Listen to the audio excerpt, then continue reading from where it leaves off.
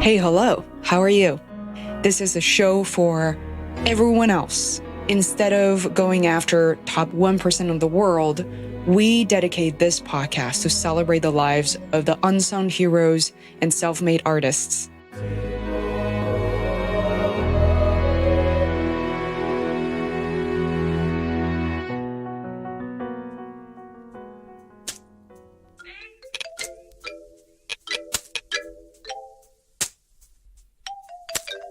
When you're a director, when you're actually creating it and writing it, you're invested, and it's, like any artist, there's a vulnerable side to it because it's your own creativity on the line.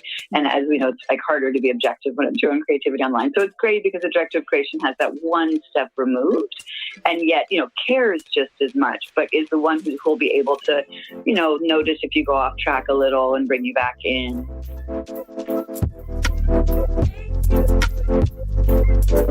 Circus is so individuated that if someone is out, sometimes it's a completely new act, or maybe they're not ready to replace that act at all, and that changes the show. And then there's, every moment is so specialized for the person doing it.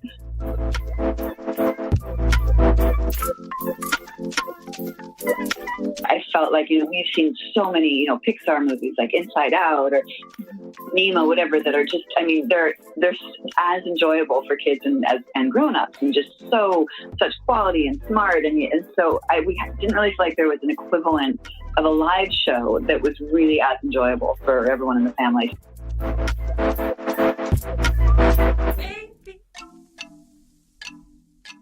Hi, everybody. This is your host, Fei Wu, and you're listening to a brand new episode of the Feisworld podcast. Welcome.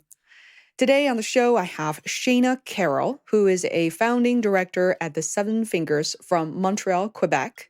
She was a trapeze artist before becoming also an acrobatic designer and choreographer at Cirque du Soleil. She's been an integral part of many circus shows, including Iris, Paramour, was and still is the first Cirque and Broadway collaboration. And most recently, she helped create the first ever on-ice experience from Cirque called Christo. When interviewing her, I noticed the phrases used very often are first ever, never done before. So perhaps on the surface, they represent new and exciting, but deep down, you might be wondering the risks involved in such a career choice. You're not wrong. When I worked full-time at an agency, my supervisor had to warn me about my choices of picking up projects that the agency simply had never done before. What if you fail? He asked me. There's no comparison of the two examples. If I failed, I would be criticized, possibly let go from the job. But if Shana fails, even 10%, it will be all over the internet and social media among the circus creators and fans. So we dive deep in these questions. I am thrilled to have Shana's trust and also confidence in sharing this episode with you. From inception of Christo to its creation process, approval milestones, and selling to the executive team at Cirque du Soleil, to a workshop she runs monthly to refine details of the show, I enjoyed every bit of it, and I really hope you do too. You may not be an artist, a show goer, but I bet you could learn something from these incredible artists and their artistry. Since I've started speaking with these performing artists, they have truly changed my life and inspired me for the work I do. From team management as a project manager to creative process and storytelling, I would love to hear from you as well. So please, if you could leave a comment or feedback, your own reflections on feisworld.com underneath Shana's episode, I would greatly appreciate that. I personally review and respond to them all, and our new commenting system, Discuss, makes it very easy to have meaningful conversations. Without further ado, please welcome Shana Carroll to the Feisworld podcast.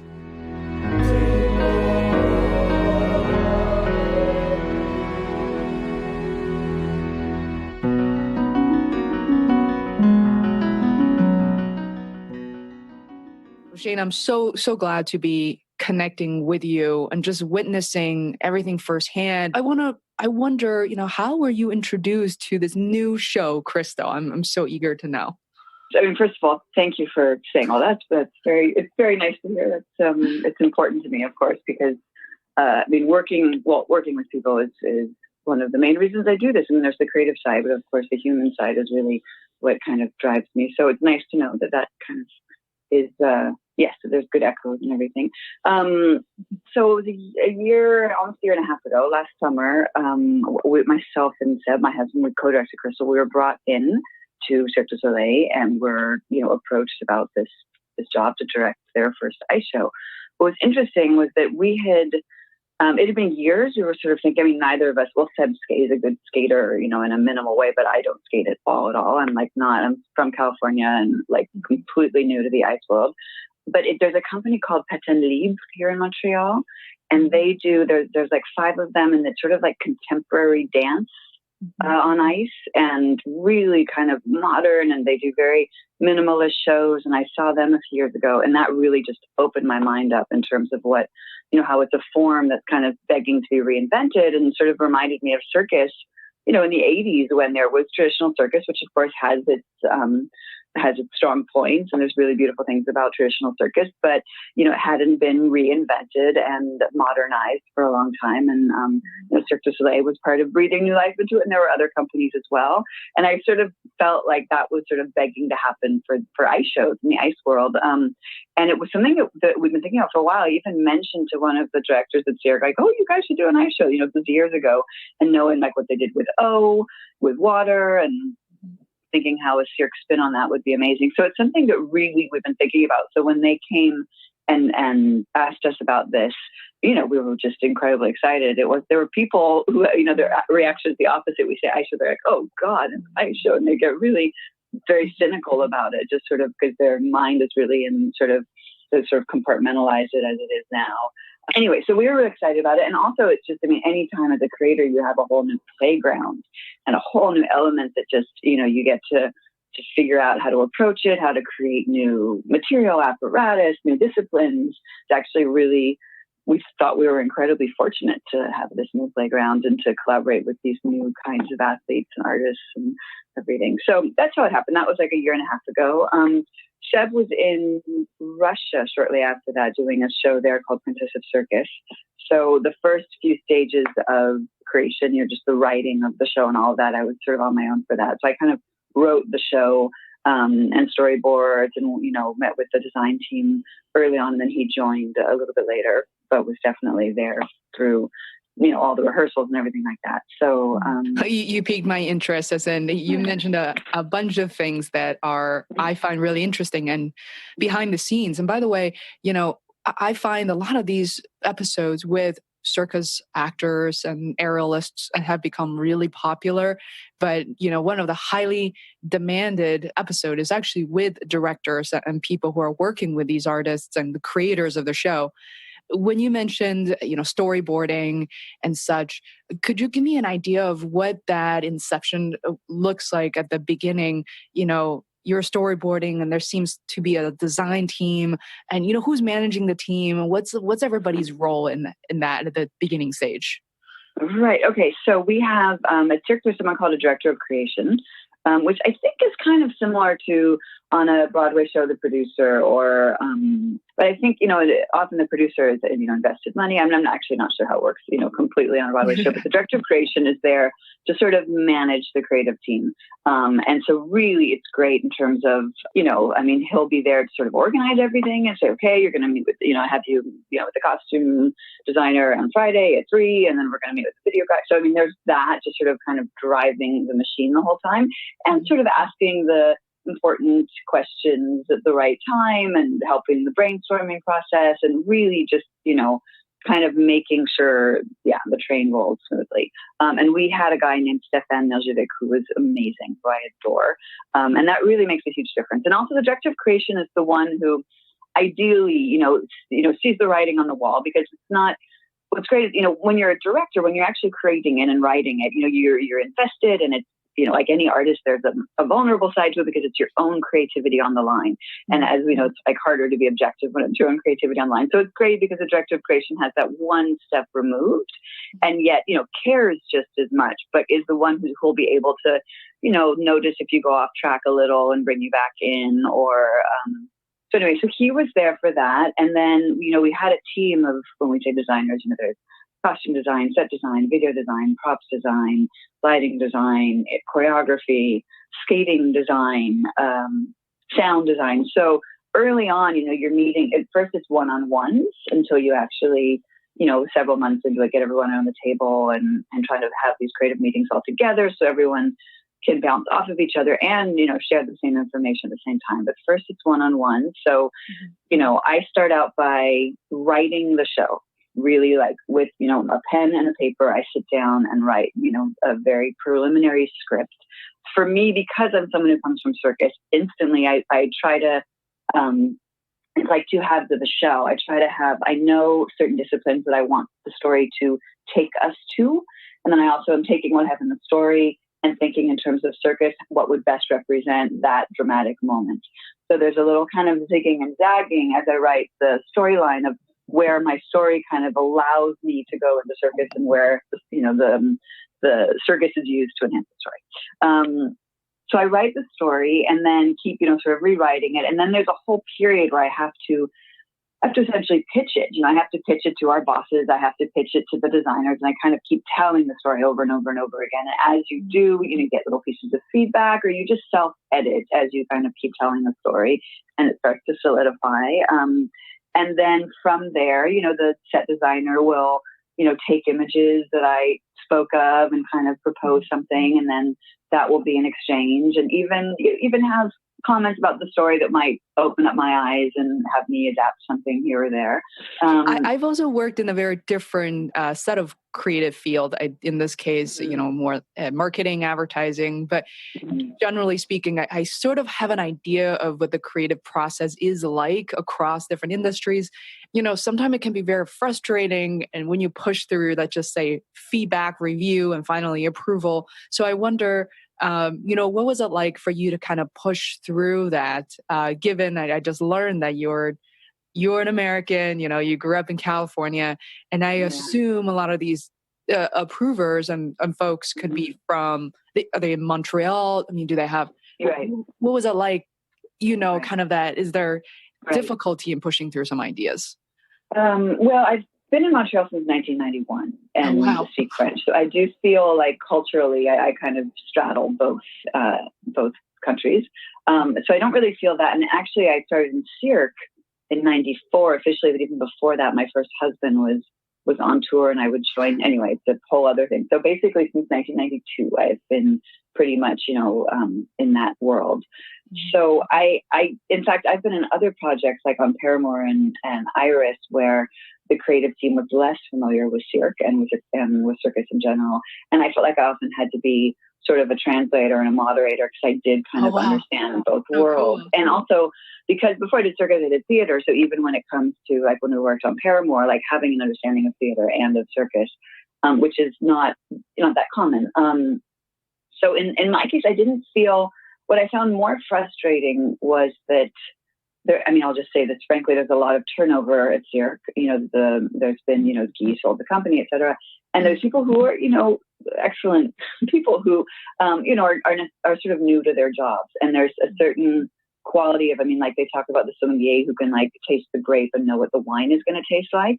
And I often felt like I was pitching, and the people I was pitching to didn't necessarily see the show I was trying to describe. And it's very hard. It's hard to do anyway, because it's a live show. No matter how much you can say it into words, there's no way you can convey what it's going to feel like, which of course is what matters when you watch a show. And so, for instance, I think a little bit the story of Crystal, but there was a concern that it was too dark because the girl falls to the ice. And I talked about a shadow self and all these themes that when they're on paper sound kind of heady and dark. Of course, the feeling of Crystal is not dark. In some ways it's one of the lighter shows because there's something very joyful and colorful, and that was a feeling that was hard to get across. That's why we try to storyboard and get an illustrator to draw, and then as you have that, we have it up on the wall in the room. You can really talk through the show and say, oh, here we're going from this world of blues and frozen, and then as we go down, then it's exposed with color, and we have, so you can kind of get more of a feeling that way. But even then, you don't get, a feeling. So I felt like that was what was hard for me, was like really trying to capture that. And it wasn't until we started doing workshops, which we were also lucky to do. We did one workshop a month from November to April or something, which was good because we had, obviously with the ice, there were certain things we had to test. We had no idea, like the ramps. We had to invent ramps. We had to try and see whether we had this idea, but will it actually work to, bend the synthetic ice and put it on the ramp? And does it work to go from the ice to the ramp? And will they trip on the edge? And, wow. The distances. I mean, there were things that it could have been that we got to the workshop and said, okay, scrap. So we had these workshops, which was great. But then also because we had the workshops, it became easier to start to talk about the show because there was a direct image. So that really, things kind of accelerated after that. You brought up some really cool ideas. And because you've been in it for so long, I think to me, still as an outsider, I never even thought about bending ice. And I mentioned I was a hockey player in high school and a little bit in college. Right, yeah. So I was so drawn to the show, I think more so than, say, somebody who has no skating experience almost. That sense of freedom that you and your crew really have taken it to a whole new level. I mean, I never knew that anybody could do those things on ice, and especially with hockey skates. That's not even how it was designed to perform some of these acts. And those workshops sounds really interesting. I wonder, how nervous were you when you watched these folks sort of perform these tricks? I mean, were they wearing the helmets? And then some folks weren't even doing that. I mean, what if people get injured, and what if the risk index was pretty high? Yeah, exactly. Well, during the show still, there's numbers that I have to, put down whatever I'm holding and clasp my hands together and breathe. It's like, and you get into mom mode a little. Because that's what people always joke with me. They say, how come you're so fearful? You were a trapeze artist. It's like, yeah, well, when I put myself up in the air 20 feet, you grab your courage and, your adrenaline kicks in. But when you put someone else's life, it's really like I see them all like my little babies. So it's difficult for me to watch the show. I'll be honest. And especially in the early stages of rehearsal when things are not yet as mastered and things like that. During the workshops, the first time we tried the wraps, we had mats everywhere, all the padding you can get. The workshop period tends to be a safer period because we have that capacity to kind of, make it as safe as possible. And it's sort of fun. It really is like playing around. We get to, try all these ideas and the stakes aren't high yet. It's like, I call it like when you throw pasta on the wall and see what sticks, like you're still in the pasta throwing stage. So that's fun. But there were even little things like we were doing something acrobatic and we had a mat on the ice and then someone went to, step to catch the person. And of course the mat slid, which obviously now we know, but the first time we did it, we didn't think about the fact the mat was going to slide and became more dangerous than not having a mat. And luckily nothing happened, but then we, had to put on, the type of sort of crampon type covering under the bottom of the mat and, little things like that we learned sometimes the hard way. So. And one of the other challenge I noticed just having seen so many Cirque du Soleil shows is let's just say the inconsistency of the platform itself, that people are wearing skates, some people aren't. And the ice arena, which is the ideal space, yet it's so vast. It just looks like such a big stage. I wonder, how you could manage how people are working on transitioning between scenes too. People are skating, they're going at lightning speed and these killer skaters versus people have to run on stage with these like anti-slippery boots. It's crazy, I thought. Yeah. But what was fun was, we would keep forgetting how fast people could go on skates. So we'd say, oh God, we have to strike a tree and it's, 80 feet down stage. And of course, in a second, the guy was there and oh yeah, that's right. And so, it really was a plus, obviously. And, even just in terms of, transitions, we have these world-class skaters. And so it's such a great bag of goodies to keep, grabbing from, with circus elements, even great acrobats. If you're creating an act, you have to train it for a great deal of time. Like the poles act, we needed, the whole 3 months of training, if not more, to be able to do the act. Skaters come with their skills. So if last minute, we're like, oh, the chair tear down is taking too long, Scott, come and do some axles and things, it really can do it at the drop of a hat. So, we don't often have that same freedom with acrobatics where we get an idea, but then we'd have to go and, okay, let's train this bunking trick for a little bit and see if we can do it. So that was really fun. And, and I think actually the mix between the crampons and the skating, that was really, I think it was really stimulating for everyone. The skaters loved watching people like run on the ice in shoes. They thought that was really, just such a trip. Kurt Browning it was one of his favorite moments in the show. And it gave us so much flexibility. And often, our acrobats got fairly good on skates.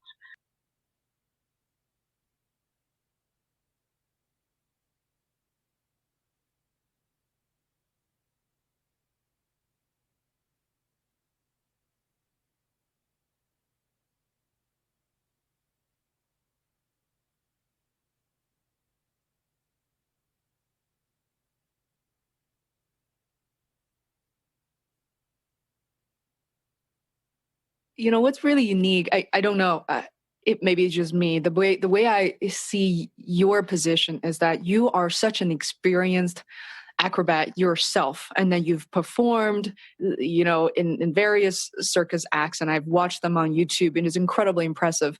And I wonder, in the cases of you being in your role, is that possible for someone without your experience to become a director? And I guess it's a two-part question versus someone, you have lived through it yourself. I feel like that gives you certainly more than a leg up. Like, how do you interpret that experience? Yeah, it's definitely possible for people to direct circus without doing circus. In fact, most directors, that's the case. Personally, obviously, I can speak for myself. For me, it's really what helps me, and it helps me to be in the skin of the performer. And I think that's the main thing, and know in terms of safety and taking care of them. And, there's all sorts of elements that I think a lot of other directors, don't necessarily realize, like the first time you have to do your act in a new costume or in the lights, and how actually that's a real danger issue, like what it literally means to have, your legs sliding when someone's trying to catch you. And then I think in terms of writing a show, like I was saying, the more your imagination goes towards your medium, really. The element you're using in this case, which is acrobatics, and my imagination naturally goes there because that's the world I've been in. However, I'll give this example. I didn't come from skating, and my imagination I didn't immediately know everything that could happen with skating. But in some ways I liked that because it also is easier to break a mold when if you haven't dug that groove really deep, that it's hard to climb out of the walls of it, you come in with fresh eyes. I had experts around me, and I could say, what if we try this? And it's something that, they wouldn't have thought of necessarily. So I actually and Crystal kind of experienced both. And I even joked about it with the skaters, how I used to be frustrated when I was a trapeze artist when I had a director or choreographer who didn't know anything about circus. And and it's tricky. And that's what there were times with the skating where I couldn't tell, because often people are resistant to change and they're purists. And even if they want it to be renewed, they get very, I've worked with traditional circus people who, they want to, move their hands in a certain way, and you try to break that habit, and it's really hard. So I couldn't tell sometimes if the skaters, if it was that and kind of the sort of purist thing, and they were resisting change, or if in fact they were trying to, bring knowledge that I didn't have. And so it was really this sort of funny tightrope to walk, and how much do you push to change it, and how much do you need to okay, now I need to listen to the experts. Isn't that interesting? I can't even imagine. When I watch the show, and just every time I get to be backstage, I learn so much more about these artists, about director like yourself, and when things go wrong, just purely how much work that has gone into an act or a performance like this. I remember seeing the show for the second time, and you had mentioned that there were technical stuff you have to work through, and right before the show, and I think of that in comparison to some of the things I do day in and day out, just seems really put things in perspective, right? I'm also, sometimes I wonder, a normal audience member, I'm not sure they realize, how much there's a variable in a circus show, and that, we go to the theater, and yes, there can be an understudy, but the understudy will play the same role and do the same things and sing the same songs, and maybe they're not as good or as famous. But in circus, it's so individuated that if someone is out, sometimes it's a completely new act, or maybe they're not ready to replace that act at all, and that changes the show. And then there's, like every moment is so specialized for the person doing it. So there really is this element of, unpredictability. And, I, on the other hand, that's the trade-off that, we get to see shows that have this level of athleticism and artistry at the same time. Yeah, if you didn't tell me, I don't think I was able to identify. I mean, I still couldn't, to be honest. First of all, I wasn't as close the second time, but everybody was so sharp. And I think what's really amazing about this show is that you could easily see people's faces, but in a way that's kind of interchangeable, that they're in a role. And unlike, Broadway, every time I remember going to New York, if they announce today's so-and-so will be played by, and everybody just sigh and that they're disappointed. But I don't think that's the case with Cirque as much. I'd never get a chance to really think about or really ask the inspiration of the story. And is it related to your childhood? I mean, is it related to anything that you've been touched by personally, or? Yeah. I mean, there's a lot of inspirations, I would say. So first of all, one thing when I came into it, I made a decision. I feel like the pitfall in a huge show like this, whether it's huge because it's Cirque du Soleil or because it's an arena, is that it's hard to think of it as, no, I'm going to be able to tell an intimate personal story. And I think that's the pitfall. And when I worked on Paramour, and there were all sorts of great things about Paramour, but I remember the story, I felt like it was just catered to what people thought it should be, and no one was attached to it. And if there's not one person behind who, it's like, it's their story, they want to tell that story, like someone who really believes in it, then I don't think it's going to work as a story.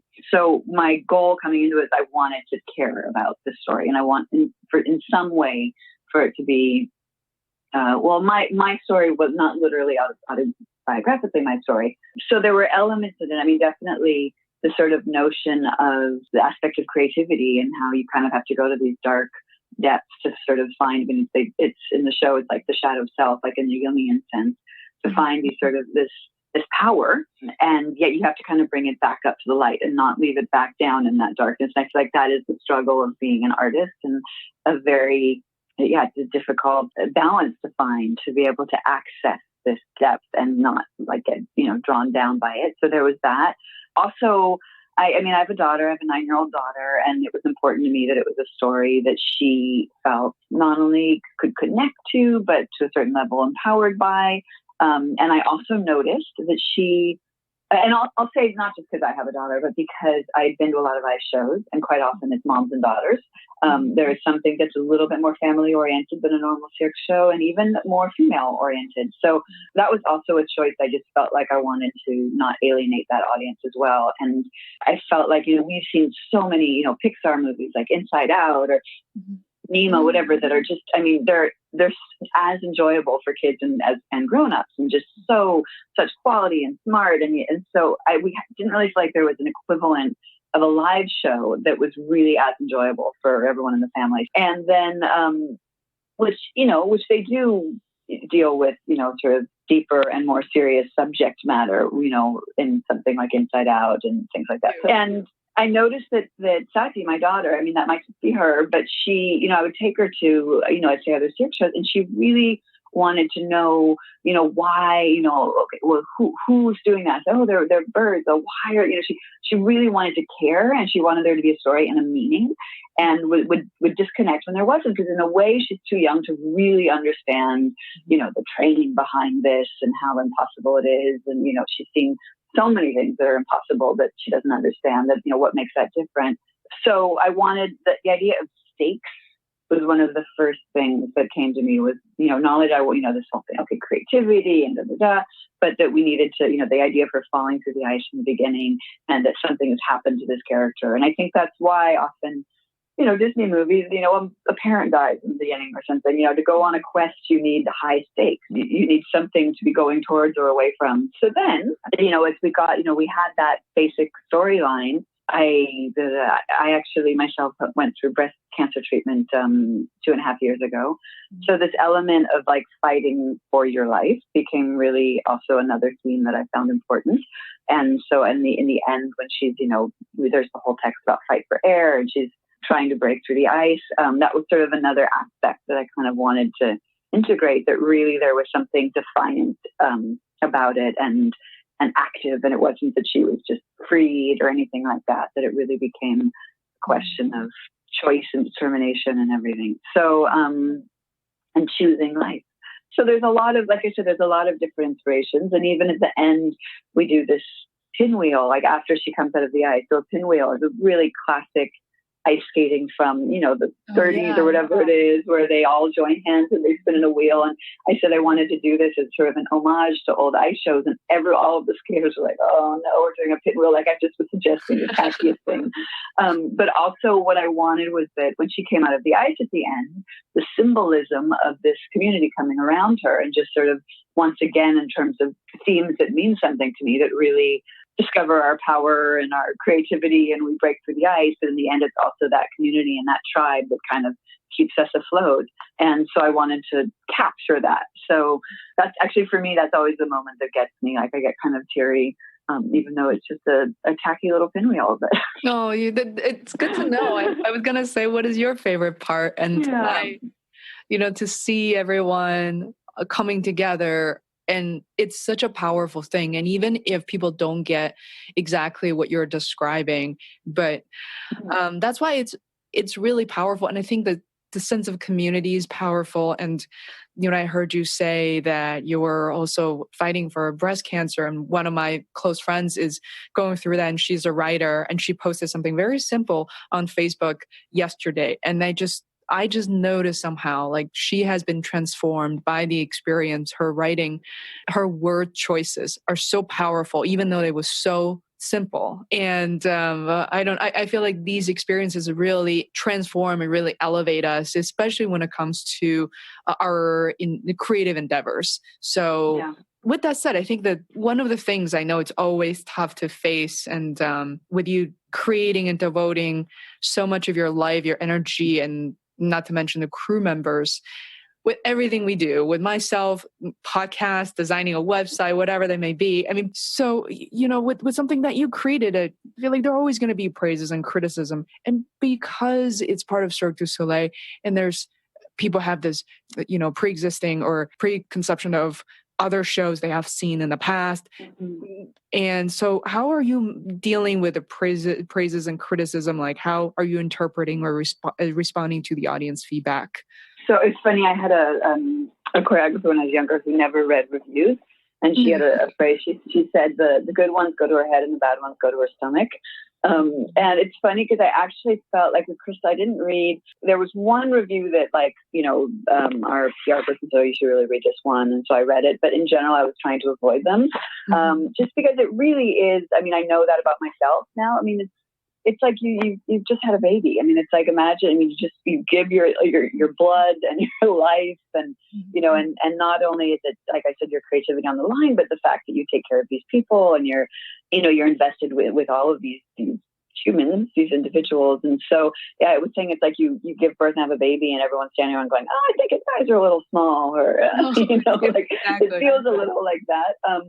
So I kind of stayed away a little bit. For me, what matters is that there's certain people that I know I really respect and trust and really care about their feedback. And feedback I got from those people really made me very, very, very happy. And so I feel like in the end, like that sort of overall, like if I don't focus on any like little silly, cynical comment, like the overall feeling of response that I get, I feel very pleased with the work. So I try to just kind of not, if I felt like there was a real concern, because for me, where criticism is important is when it resonates. It's happened to me where it's like someone will give a certain comment and it'll sometimes really bother me. And I realize because somewhere I kind of know that's a weakness of the show and it's something I should have worked on. And that. So that's, one I kind of, it's difficult, but I should listen to this, especially if it's a repeat thing. In the case of Crystal, I'm kind of trying to just insulate myself a little more. Seb reads them. I think what's hard is I did start to read one, and what bothered me was that it was really, what it was cynical about was sort of analyzing what they were presuming to be Cirque's intentions, and kind of like, oh, they're trying to be commercial and get a bigger audience. And I felt like, first of all, it has nothing to do with the show. And secondly, of course, it's a commercial corporation. Like it's, it's no secret. I mean, they have shows in Vegas. They didn't go and put shows in a casino to not make money. It's no secret that they're trying to make money with what they're doing. The point is the artistic endeavors inside it. I mean, the people creating the show, including myself, it was nothing but an artistic endeavor. No one was there around the table saying, oh, if you do this way or this way or this way, it's going to, be a bigger hit and make more money. I mean, that's what's interesting is actually they did give us free reign. I mean, we had to do all those pitches and convince them, and they were worried, but I mean, they really did let us do the show we wanted to do. And all of the choices I made, it could be your cup of tea or not, but it was done out of, just the pure, love of the project and telling that story and having, featuring those artists and making sure that they were seen and appreciated and all of that. So, and I think another thing I learned from just learning from Seth Godin, who's a very acclaimed, acclaimed author, is that do not ever read 1 or 2 star reviews. They're completely meaningless. Nobody, right. No author or creator has ever read a 1-star review and said, "Oh, I was so inspired by it." And there's, right. There's no action plan, nothing. I don't think there was ever one. I don't think those reviews exist for Christo, but I can see that once you open up the gate, anything could come through, without people respecting the act or then it's not really worth marinating. It's not worth really analyzing at all.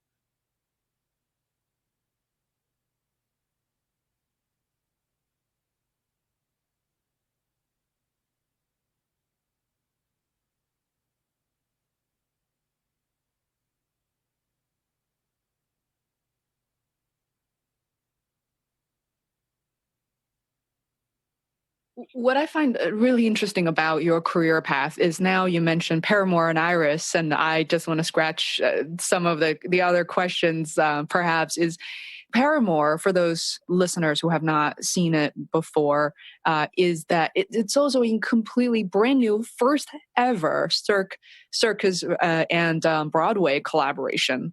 And I can't wait to hear your involvement, also sort of not involvement, just your takeaways from Paramour and perhaps Iris as well. You're yet another, you're doing it for the very first time. Like it's never been done before. That should be the name of this podcast, name of this episode. Wow. I mean, there's a lot to say about both. We'll start with Paramour maybe. Yeah. So Paramour, I mean, I had a lot of fun on Paramour and I really enjoyed the acts I created. I really, kind of put all my energy into sort of just creating those acts. What was funny with Paramour was that we had, sort of Cirque was involved. They had their Broadway division involved, which is all, Broadway people. And then the creative team, other than myself, which we were the same creative team from Iris, they were all from Découflé's world, from a French choreographer, French. And though they had done Iris and some of them had done, the costume designer had done other Cirque shows, most of them had done Découflé, had done this French dance company. So they had a little bit of experience with Cirque, but no experience with Broadway. And it did bring an incredible amount of creativity. And I would just use the example, like I was saying about, me with the skating. I mean, I think the fact Découflé and them didn't know Broadway, did sometimes break the mold and take it in directions that a normal Broadway director wouldn't take it. And there was a level of creativity that I think, in the box thinking wouldn't have taken it there. However, he also didn't necessarily know what it took to make a play and tell a story. And so I think that was the biggest sort of issue as we move forward in rehearsals, was balancing how much we're doing something for, creativity's sake and the idea and the choreography and the individual moment, or how much are we going to sacrifice that to try to tell the story. And what was funny too was that, like I sort of mentioned, the story wasn't that strong a story that people cared about telling. So that's what was hard to sort of say, okay, we're going to, we're going to not do this beautiful choreography here so that we can focus on our characters, when there wasn't so much meat there in the story at that moment. It was just hard to navigate through in terms of those things. Because of course, if we didn't, if we did treat it just like a play, then we'd sacrifice everything that kind of made that show unique and beautiful in terms of its, the acrobatics, but also, all the sort of the abstract imagery and, things that make Cirque strong and make Découflé's work strong. But that took away from the story. So it was really like, like pulling the blanket on one side and the other side in the bed. So that was my experience with Paramour. And I was I do think to a certain extent we created something amazing with it. I also think we created something flawed. And actually going back to the reviews, like one of the things that bothered me was that I believe we deserved a review that said, okay, here are the flaws, but here are the really amazing things that you won't see on any other Broadway stage. And unfortunately, people were too cynical to give us that. I mean, that was sort of where I felt like we were shortchanged because it was Cirque and because it was, so big budget and all of that they didn't see the actual, the work that went into it. And maybe this comes from the fact that circus, we don't have our own critics. We don't have people who are connoisseurs who, like an opera critic, the way they would critique opera. It's not someone who's walking into an opera and not ever having heard opera before. I mean, sometimes I feel that with circus that we have a theater critic or a dance critic and they really don't know how to read it. I'm so glad to be able to hear that from you. I know that because I feel like I have so many friends in the show, for me, the experience as a viewer is different. Not only that, there are many reasons why I went back, because I think it was incredibly enjoyable, and just the color, the singing. And to me, one thing is, to be honest, I'm not crazy about Broadway myself. And maybe it's just my own interpretation, comprehension. And also maybe it's not something I am very familiar with because I was raised and, I grew up in China and Beijing, and Broadway is this brand new and completely super Americanized concept. And for me, I feel like really circus act, whether it's Cirque du Soleil or Seven Fingers, you guys can bring so much more liveliness and just so much life out of that act that I feel oftentimes are, to me, it was single dimensional. There's so many more dimensions. It's like looking into a kaleidoscope. Yeah. I even brought multiple clients back. So I brought my mom one time. We went by ourselves. I brought more clients to see it. Everybody loved it. So I never read any of those reviews. I did hear some of those from, Athertons. I just found completely unfair to have such expectations. Yeah, and I think a bit of that is I don't think they were very happy we were there. And when I talked about purists, I was talking about purists for skating. I mean, the purists for Broadway. I mean, it is like it's sacrilege to not respect the form. And Broadway people, I mean, they take it very, very seriously. And so there again, it was one of the situations like, okay, is this because it's what's best for the moment, or is this just because this is what you always do on Broadway and you're being a purist? So there again, it was hard to know when we could like break the mold and when we'd have to like, okay, now we have to respect it. So I think it was hard, but it's true though, like not just critics. I mean, Broadway theater goers had similar reactions where they had a hard time watching it because they felt like it was taking away from the story, and there was a certain experience they were supposed to have. Yeah, I mean, it brings so many different thoughts to my mind and really learnings through this podcast and talking to many people who are creators themselves. How do we analyze or understand how good we are? And Barry Alexander, one of the gentlemen also based in New York, actually is a musician and runs a music competition, said one of the things he constantly reiterated in front of his students are, you can't just believe that you're only as good as other people say you are. And I find that to be so true in the work that you do. First of all, those reviewers for Broadway shows are probably 100 years old. And, I can imagine them, with their cigars and their $10,000 suit. And maybe I'm wrong completely, but, there's a certain crowd that's attracted to that. And yet I know that Cirque du Soleil is trying to reinvent itself. And at the end of the day, most of my friends have only seen one show ever. And they do remember it very fondly. But what they don't know is there's so many acts. And then, the Russian cradle, you can name them probably. I don't know how many exactly, but there's a set amount of things that human beings are able to do. So, I'm just very thrilled to have this conversation with you because you're really challenging the status quo. You're trying new things and not be afraid of these potential hesitations, of these possible negative reviews. It's really profound. A lot of the folks listening to the show are career changers. I don't think anybody could go from a computer programmer to a Cirque du Soleil artist. I also notice more and more people interested in circus art are listening to this because we have invited so many people to join us on Feisworld. What is your, word of advice to young performers who are probably attending school right now or learning this on the side to pursue a career? Like, what are some of the things that they should know but often not talked about in school or even just among the crowds that they're in? It's number one, which I always say is to not be an asshole. And it's just, I think that the thing that it's really understated is how much being a nice person is. And I guess that's probably true, like across the board in other lines of work. But I mean, I'm very loyal with my artists. Like if I like working with someone, I will continue to hire them and continue to like working with them.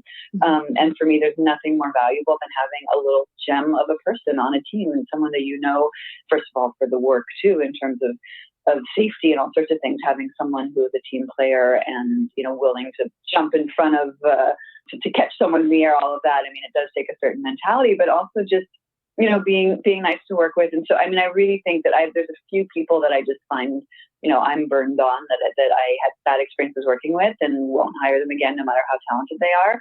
So that's like my main piece of advice is really, be a nice person.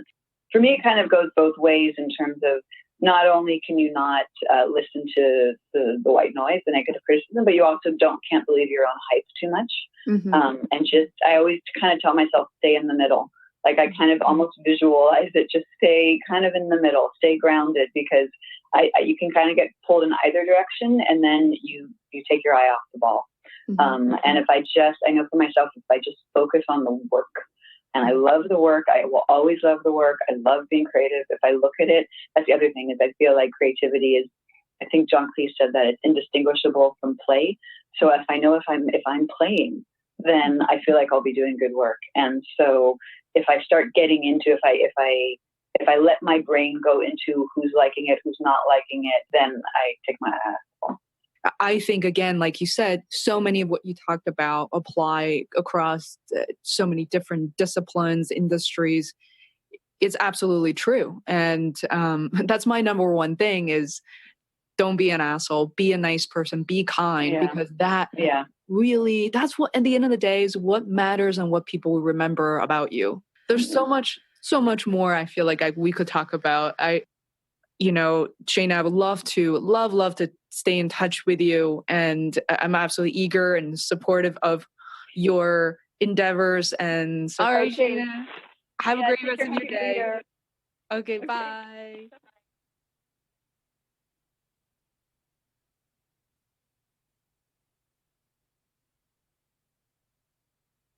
Hope you enjoyed this episode of the Feisworld podcast. My team and I will be thrilled if you choose to write us a review on iTunes. It really helps to get the word out. Simply search for Feisworld Podcast in your iTunes app under Podcast. Click on Readings and Reviews tab, and then write a review. The star review takes seconds, or a brief text review will be fantastic too. Thank you on behalf of me and my team from Feisworld.